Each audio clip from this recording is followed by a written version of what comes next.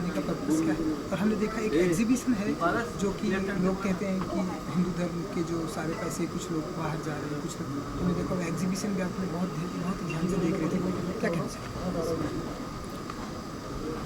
Actually यहाँ मुझे शाइना ने आमंत्रित किया और मैं शाइना को बहुत देर से जानती हूँ, तो जब वो कहीं बुलाती है तो मैं सोचती हूँ ठीक है मुझे जाना चाहिए। उसने कहा था कोई स्पिरिचुअल फेयर और एग्जीबिशन हो रहा है। जब तक मैं यहाँ आई हूँ मुझे कुछ समझ नहीं आया कि ये है क्या। मैंने पहली बार ऐसा मुंबई में देखा है, तो यहाँ आई तब ये पता चला कि ये एग्जीबिशन इसलिए है ताकि हमारे लोगों को पता चले कि हम जो हिंदू धर्म के लोग हैं, जो हम चढ़ावे चढ़ाते हैं मंदिरों में, वो उसका क्या उपयोग होता है। और ये सही है, मेरी आंखें खुल गई आज, क्योंकि मुझे भी नहीं पता था कि मैं जब मंदिर में जाती हूँ और कुछ वहाँ रखती हूँ तो वो कहाँ चला जाता है। तो वो जिन अच्छे कर्मों के लिए, कामों के लिए, वहाँ से बता रहे थे कि स्कूल्स चलते हैं, अस्पताल फ्री के क्या बोलते हैं ट्रीटमेंट करते हैं, कॉलेजेस चलते हैं इन पैसों से। अब मुझे ही नहीं पता था, तो मैं ऐसा सोचती हूँ कि आप लोगों को भी नहीं पता होगा, और बहुत सारे हमारे जो लोग हैं उन्हें कोई आइडिया नहीं होगा कि जो हमने चढ़ावा चढ़ाया है वो कहाँ गया।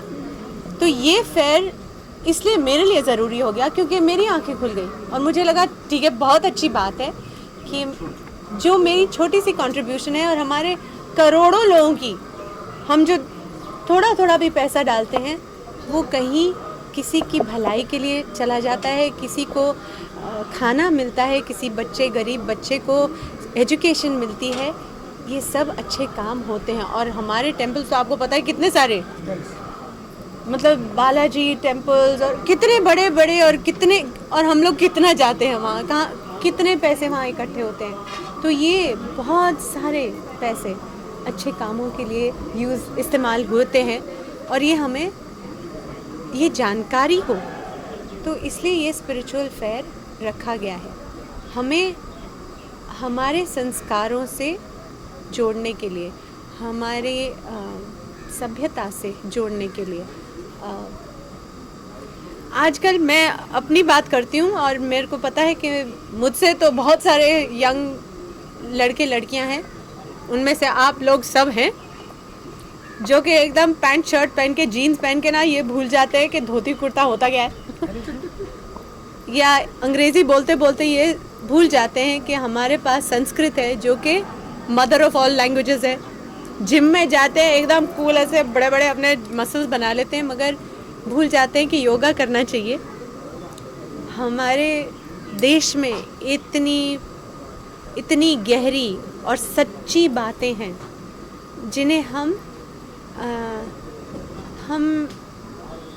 भूलते जाते हैं, क्योंकि बहुत सारा हमें देखने को मिलता है आजकल टेलीविज़न पर, फिल्मों में। वेस्ट का बड़ा हमारे ऊपर इन्फ्लुएंस होता है, और उनकी चमक धमक देखकर हम सोचते हैं ये हमें चाहिए, हमारे पास जो है ये तो बेकार है। मगर हमारे पास जो ख़जाने हैं वो वहाँ के लोग यहाँ आते हैं उन्हें स्टडी करने के लिए, उन्हें जानने के लिए, और हम भाग रहे हैं दूसरी तरफ। तो ये कनेक्शन हम अपने आप से कर पाएँ, इसलिए मुझे तो लगता है ऐसे बहुत सारे और फेयर्स होने चाहिए, हर एक शहर में होने चाहिए। और मैंने तो ये कहा भाई और बड़े पैमाने पर करो, हमारे यंगस्टर्स को, इन्हें अट्रैक्ट करो ताकि इन्हें पता चले। जी, ये तो ठीक है कि जो मंदिर वगैरह में पैसे देते हैं उसका लोग जानना चाहते हैं कि आखिर वो पैसे कहाँ जा रहे हैं, लेकिन स्पिरिचुअलिटी की बात हो रही है तो कहीं ना कहीं लोग पेड़ पे भी मंदिर बना देते हैं, वहाँ पूजा करते हैं, वहाँ पैसे चढ़ाते हैं। ऐसे लोगों को क्या कहना चाहिए, क्योंकि वो पैसे शायद किसी के यूज़ में नहीं आते हैं, तो उन लोगों को क्या कहना चाहिए?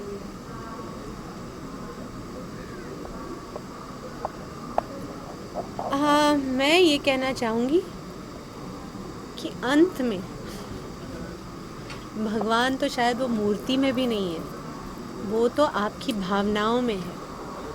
तो आपने जिस भावना से वो 5 रुपए 10 रुपए वहाँ रखे, आपने अपना कर्म किया, आपका दिल हल्का हो गया, आपने अपनी तरफ से अपनी पॉकेट से कुछ निकाल कर वहाँ रख दिया, आपका काम ख़त्म एक्चुअली। उसके बाद वो पैसा कौन उठाकर उसका सही इस्तेमाल करता है या गलत इस्तेमाल करता है, वो उसका कर्म है। तो आप सिर्फ ये सोचिए, इस भावना से जाइए कि आप अपना अच्छा काम करिए। ये फेयर आपके लिए, ये फेयर आपको आश्वासन देगा कि हम सही काम उससे कर रहे हैं। हर जगह ये हो रहा है, ये तो मैं गारंटी नहीं दे सकती, बट यानी मैं कह रही हूँ कि आप समझिए कि आप अगर एक पत्थर को भी एक टीका लगा के अगर आप उस पर हार चढ़ा रहे हैं, तो ये आपकी भावना है और ये सबसे ऊंची चीज़ है।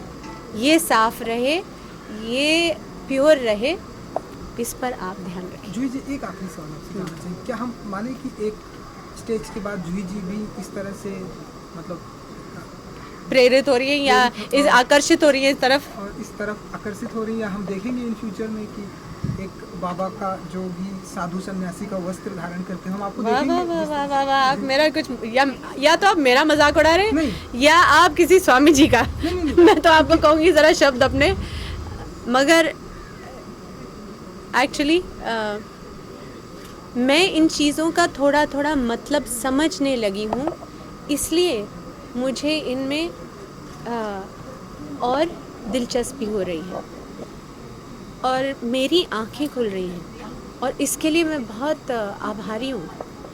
इसका ये मतलब नहीं कि मैं आज गहरू कपड़े पहन लूँ। मुझे ये पता है कि क्योंकि मैं आर्टिस्ट रही हूँ, क्योंकि आपने मेरी इतनी फिल्में देखी हैं, जब मैं आपसे कुछ कहूँगी ना तो आप मेरी बात समझेंगे या आप मेरी बात सुनेंगे, और मेरी आशा है कि थोड़ा ध्यान करेंगे इसके ऊपर। तो ये ज़रूरी नहीं कि मुझे हिमालय जाना है और वहीं पर मुझे बुद्धि मिलेगी। मेरी तो प्रार्थना हर दिन ये है कि बुद्धि मुझे यहीं पर दे दो, ताकि जो मैं कर सकूं वो मैं आगे शेयर करूं। जूही मैम, एक और क्वेश्चन है। अभी रिसेंटली आपकी जो फिल्म भी आई है, आपने उसको एक दबे हुए सब्जेक्ट के ऊपर उठाया है, एजुकेशन। कहीं ना कहीं ये भी एक जो हिंदू लोग हैं उनके मन में जो जाते हैं मंदिर वगैरह, उनके दिल में एक रहता है कि कहाँ गया हमारा ये पैसा। और जब बड़े पर्दे पर चीज़ें दिखाई जाती है तो वो ज़्यादा लोगों को समझ में आती है। तो क्या अगर इस तरीके के कॉन्सेप्ट आपके पास आए तो आप क्या करना चाहेंगी ऐसे सब्जेक्ट्स पे? आपने बिल्कुल सही कहा है। मेरा भी यही मानना है कि हमारी फिल्में ना बहुत इन्फ्लुएंस करती हैं लोगों को, बहुत इन्फ्लुएंस करती हैं। तो अगर हम, but at the same time cinema में कोई लेक्चर सुनने नहीं जाता।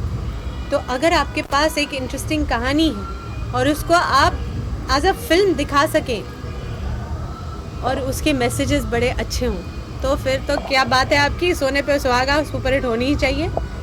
तो ऐसा मिले तो मैं ज़रूर काम करना चाहूँगी। मैंने अभी चौक इंडस्ट्री में काम किया है।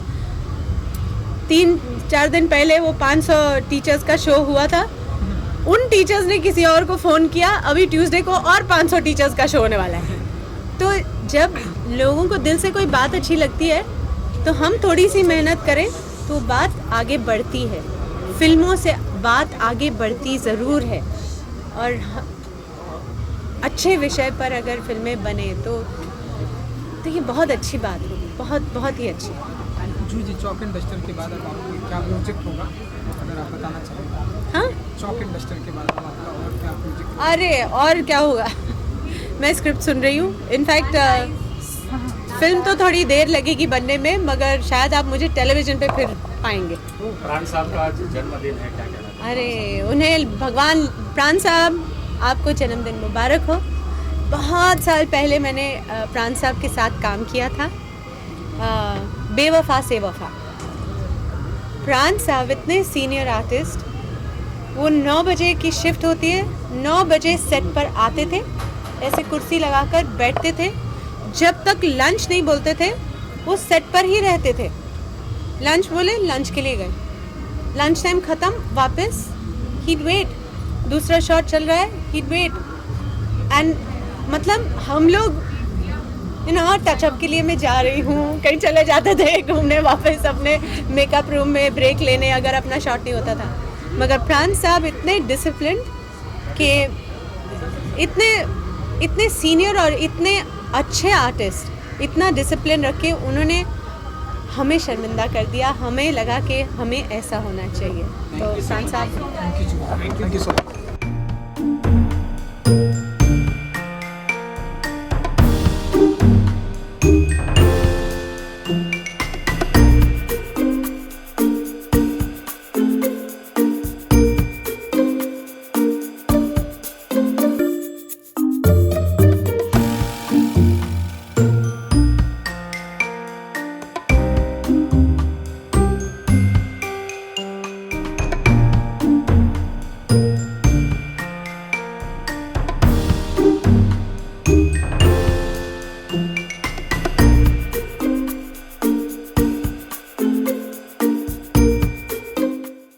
For more news and gossip, don't forget to subscribe to Bollywood Helpline.